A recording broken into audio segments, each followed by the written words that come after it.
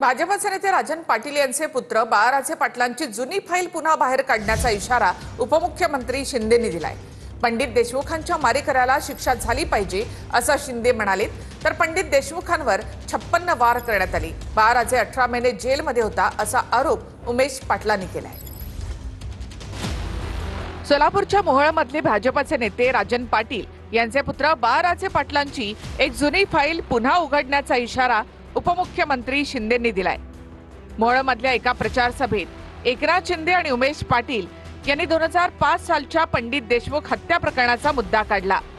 शिवसैनिक असलेल्या पंडित देशमुखांच्या मारेकऱ्याला शिक्षा झालीच पाहिजे असं शिंदे म्हणाले। उमेश पाटलांनी सुद्धा या प्रकरणात बाळाराजे पाटलांवर गंभीर आरोप केले आहेत। बाळाराजे पाटलांनी पंडित देशमुखचा मर्डर केला। त्या मर्डर करणाऱ्या त्या बाळाराजे पाटलाला 18 महिने जेलमध्ये राहावं लागलं। ज्या पंडित देशमुखचे हातपाय मोडले गेले, 56 वार असे केले गेले। एक जरी वार तसा पद्धतीचा झाला असता तरी माणूस मरतो, असे ब्रुटल इंजुरी केलेले 56 वार पंडित देशमुखवर केले। पंडित देशमुख याचा जे काही मर्डर झालेली आहे, आमच्या बारसकर आणि उमेश पाटील यांनी सांगितलं की कुठल्याही परिस्थितीमध्ये या ठिकाणी जो कोणी खुनी असेल त्याला सजा झाली पाहिजे।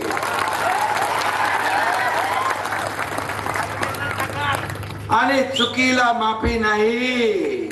जे जे काही तुम्हाला हरी साळवी पाहिजे, कोण पाहिजे, त्याची नेमणूक करण्याचं काम आपण करू। या शिवसैनिकांचं बलिदान, तालुका प्रमुखाचं बलिदान व्यर्थ जाऊ देणार नाही। मोहोळमधलं पंडित देशमुख हत्या प्रकरण नेमकं काय होतं तेही पहा। शिवसेनेचे मोहोळ तालुका उपप्रमुख पंडित देशमुख यांची 5 एप्रिल 2005 ला हत्या झाली होती। मोहोळ नरखेड रस्त्यावर अपहरण करून धारदार शस्त्रांनी वार करत त्यांची हत्या झाली होती। या प्रकरणी राजन पाटील यांचे पुत्र बाळाराजे पाटील यांच्यासह 7 जणांच्या विरोधात हत्येचा गुन्हा दाखल झाला होता। या प्रकरणामध्ये विक्रांत उर्फ बाळाराजे पाटील 18 महिने जेलमध्ये होता। हत्येनंतर संतप्त शिवसैनिकांनी 25 ते 30 दुकानं पेटवून दिली होती। पोलीस ठाणे, तहसील कार्यालय आणि दुकानांवर देखील प्रचंड दगडफेक झाली होती। हत्येच्या 18 महिन्यानंतर बाळाराजे पाटलांसह 13 आरोपींना निर्दोष सोडण्यात आलं होतं। ज्यांनी बाळाराजे पाटला विरोधात पोलिसांसमोर साक्ष दिली होती ते साक्षीदार कोर्टामध्ये फुटले होते। नाही, मी या विषयावरती काय बोलणार नाही। याचा तपशील जाणून घेईन आणि मग नंतर बोलेन। राजकारणामध्ये लढाई करायची असतील ती सिद्धांतावरती, विचारावरती, ध्येय धोरणावरती करायची असते। हे प्रकरण काय नेमकं आहे, त्याचं गांभीर्य काय, शेवटी सरकार त्या वतीमधला योग्य तो निर्णय करेल। अनगर नगरपंचायतीची निवडणूक बिनविरोध झाल्यानंतर बाळाराजे पाटलांनी थेट अजित पवार यांना आव्हान दिलं होतं।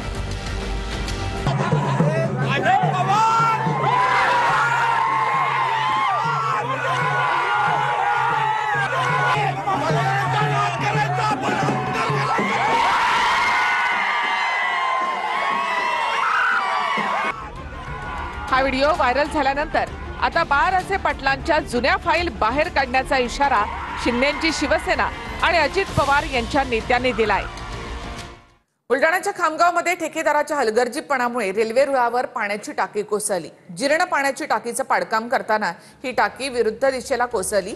रेल्वे रुळावर पाण्याची टाकी कोसळल्यामुळे खामगाव जलम रेल्वे सेवा ही अनिश्चित काळासाठी ठप्प झाली आहे। या घटनेदरम्यान कोणतीही जीवितहानी झाली नाही।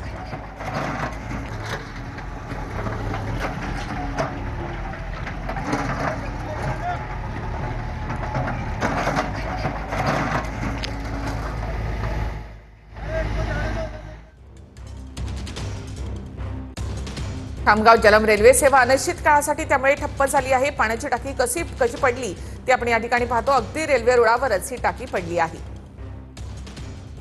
नागपूरच्या सावनेरमध्ये महिलेनं भाजपचे आमदार आशिष देशमुख यांच्या समोर आपलं गाऱ्हाणं मांडलं।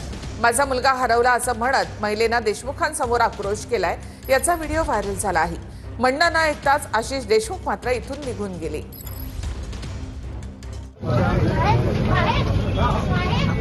Hey,